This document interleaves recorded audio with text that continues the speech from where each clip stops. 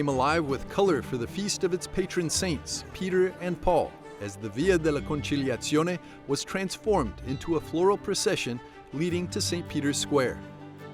The intricate designs, rich in religious symbolism, were crafted by artisans and volunteers from across Italy.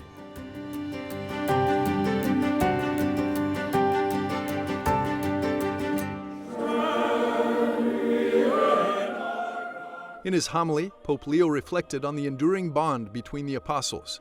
Despite their differences, he said, their shared mission and unity in Christ remain a guiding example for the Church today. Our patron saints followed different paths, had different ideas, and at times argued with one another, with evangelical frankness.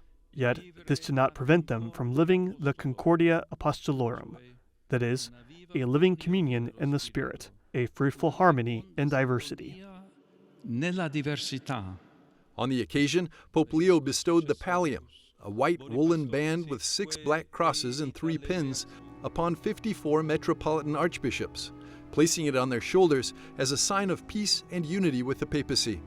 Pope Leo returned to a tradition that Pope Francis had modified in 2015 when he decided that metropolitans would receive the pallium in their own diocese from the Apostolic Nuncio. Among those receiving it was the Archbishop of Szczecin-Kamień, Poland, who shared what the pallium means to him personally. It means that from now on, you are to carry those faithful who have been entrusted to you, with their joys, with their blessings, but also with their difficulties. You must bring and accept all their tears and those difficult words. Everything must be accepted. So I realize that this is a huge task, carrying the community that has been entrusted to me. To celebrate the feast, a delegation from the Ecumenical Patriarchate of Constantinople came to offer greetings, the first such meeting of Pope Leo XIV's pontificate, reaffirming the Church's commitment to Christian unity.